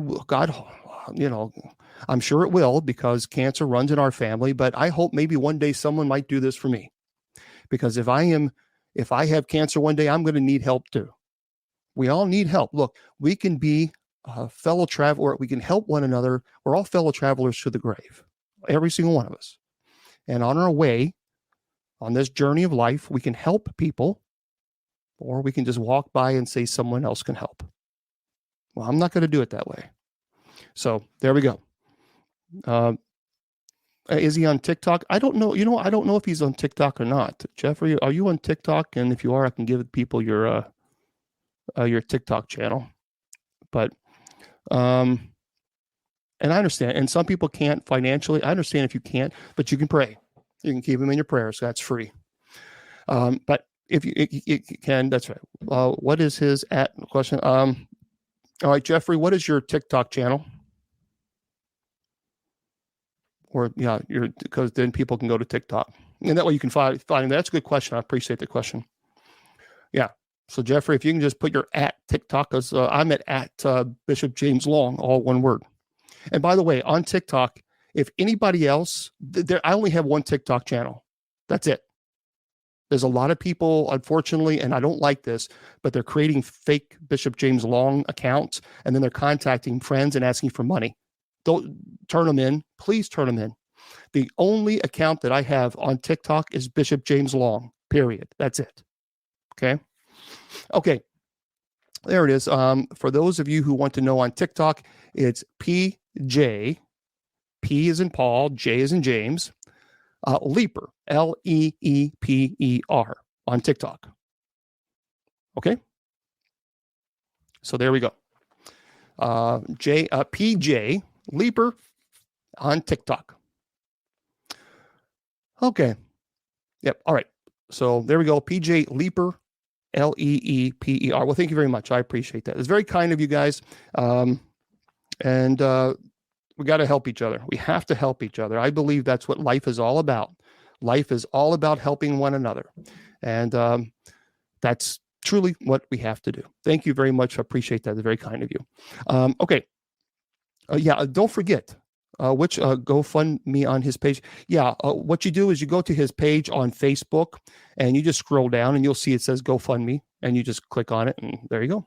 All right, thank you guys. Thank you for all that. All of you guys who are doing this, thank you very much. I sincerely appreciate that, and so does Jeff. We got to stop for a moment in life, and we got to stop this. Well, maybe someone else can help, and if God has blessed you in any way, shape, form, or fashion, financially, you have an extra couple bucks or whatever it is, consider donating, and that would be great. That's right. That's all we got. It's each other. Amen to that. By the way, I know there's a lot of people who do fake Bishop James Long. I don't know why. Here's something that's really interesting. Listen to this, guys. This is great. This is interesting. A huge black cube-shaped UFO. It's captured in the clouds over Texas. Did you hear about this? This is from Anom Alien, and this is a motorist driving on a highway in Texas. Notice a mysterious object in the sky. A huge flying cube hiding in the clouds. Cubic UFOs have repeatedly appeared in the field of view of ufologists, but in Texas, we're talking about the third or fourth incident here. Star Trek fans are going wild for a Texas UFO video that seems to depict a perfectly square Borg cube appearing from the clouds. Now, the clip clearly shows a strange object in the cloud that looks just like the horror alien spaceship in the hit sci-fi series. That's crazy. Commentators are also surprised by the video. This person says, I've actually It's actually one of the best quality evidence I've seen. It's really a huge thing in the sky for sure, wrote one user. 100% real, this person says. This jumpy zoom in and out footage from moving is not possible to fabricate. It's real, and the cube must be about 10 miles away, and it's at least 1 kilometer in size. Added another. This is amazing. This is crazy. But really, if you type it in, you can Google after the show is over, of course, cube-shaped UFO captured in Texas. Here's the deal, guys. We are seeing more and more videos that clearly show something going on with UFOs. We have seen now NASA has created a program where they have gathered, I think, 20 theologians from across the United States to decide how it would affect people if we were to discover that aliens exist. I'm telling you, there's something in the works there, because finally the government is acknowledging that UFOs exist. That there's no question there's something. They're releasing documents, they're releasing videos, they've released classified videos of fighter jets in the fastest jets in the world that are actually that you've seen them. You've seen this. I'm sure in the movies or television shows where the jet was having a hard time. The camera was having a hard time focusing on this object that was flying right above the water and then disappearing. And something is going up there, and I definitely, absolutely believe there's something going on, and I think it's going to happen. I think it's inevitable. We're going to figure it out. I don't know. You can think what you want and you can believe it, but all I'm saying is something is happening, and there we go. Oh yeah, there's no question. There's no question. Bob Lazar, yeah. What's the website for your show? Well, I don't have a website. You can just go to bishopjameslong.com, or you can go to just my Facebook page as well. And that's facebook.com/Bishop James Long. And all my shows are listed up there. Don't forget to stay here after the show is over. Go, make sure you go to KGRADB.com. And because Andrea Perrin is on next, and she is the one who grew up in the Conjuring house. So there we go. Animals are very interesting. Animals sense things that we don't. Have you guys read the one case about the cat that was in the nursing home, where the cat actually would go to? I mean, I'm thinking if I'm in the nursing home, I'm closing my door. No, cat, you can't come in here. But apparently, there is a cat that can sense death within 2 days or so. And the cat normally it's a kind of an introverted, I guess, cat. And then what it would do, it would go to rooms, and it would jump on the bed and just be with the individual. And like 2 days later, the individual passed away. And so, but it's actually a true story. This is a true story. I just, well, thank you very much. Thank you for donating. It's very kind of you. But listen to this. There's a theory as well. And I'm wondering if you guys know this. A weird question. Do you think you can get a dinosaur on EVP? Dinosaur? That's a very interesting. I've never had a dinosaur, but who knows? I mean, we simply don't know. That would be interesting if you caught an EVP where where a dinosaurs roamed. I don't know. But here's the question. Okay, thank you so much. Thank you. Appreciate that. Are sparrows? Thanks, Bill. Are sparrows messengers of death? Listen to this. And this is from liveabout.com. In many cultures, folk wisdom says animals can embody spirits or predict the future, even serve as messengers of death. For one woman and her mother, a chance encounter with a sparrow was a sign that something truly dreadful was about to happen. Although Molly wishes to remain anonymous, she hopes that her tale serves a cautionary true tale of sparrows that can be messengers of death. For more than 30 years, Molly has lived in fear of seeing sparrows. Each time she does, someone close to her dies. Her story begins when she was 8-year-old, sitting in the kitchen with her mom and looking out the window of the yard. As they gazed outside, a sparrow flew to the window. The strange thing was the bird was actually making eye contact with mother. Molly said, recalling the incident, my mother said in a frightened tone, "Oh no, please go away," then turned away from the window. As her mother cowered in fear, the bird flew away, and once she calmed down, her mother told her a strange tale. She says, "When I was your age, your grandmother and I were sitting just like we are now. Sparrow flew in the window. Molly's mom said, it looked at us, and your grandmother said, 'Oh my, we're going to have a death in the family shortly.'" For Molly's grandmother, who had immigrated from Norway, the strange incident was an omen. And according to Norwegian folklore, Molly said such an encounter with a sparrow is considered to be a harbinger of death. If the bird makes eye contact with you, what made it all the eerier, Molly's mother told her, was that her grandmother died just 2 weeks after seeing the bird. I know it sounds silly and superstitious, but over the past 30 years, every time a sparrow does this, she says, within 2 weeks, someone close to me dies, Molly said. The bird will do whatever it takes to get your attention and then fly off. My goodness, I'm going to turn this, my thing is being silly. I'm going to turn that off. There we go. Isn't that weird? That really is, that's very, very strange. I don't know. I've heard that as well. And apparently, there was a situation that there was a bird. Molly glanced the window and a sparrow was pecking furiously at the plastic. As her boyfriend swatted at the bird, it suddenly turned and looked straight at him, then flew off. And but she says a week and a half later, Molly's boyfriend died unexpectedly. You tell me. I mean, but there's something going on. You just never know. I think animals can certainly tell us things that we don't know. And how many accounts do people? I have one. Remember, I just have one account, and it's on TikTok, Bishop James Long. That's it, Bishop James Long. That's the only account that I have on TikTok. And if you see any other account, please report them. Okay, I want to remind everybody that on Wednesdays, I have Bible study every Wednesday from 8 to 10 p.m. Eastern Standard Time. You can watch it here on TikTok, or you can go to my Facebook page and watch it live there, facebook.com/Bishop James Long. Also want to remind you, Monday through Friday, I have night prayer. It's the same night prayer that we prayed every night when I was studying in the seminary for the priesthood. And I share that with you. It's at 10 p.m. Eastern Standard Time. And you can listen to it. It's not video, but you can listen to it live by going to Spreaker, Spreaker,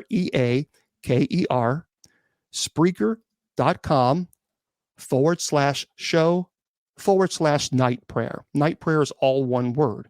Spreaker.com/show/night prayer. Tonight we have our Bibles, our night prayer this evening.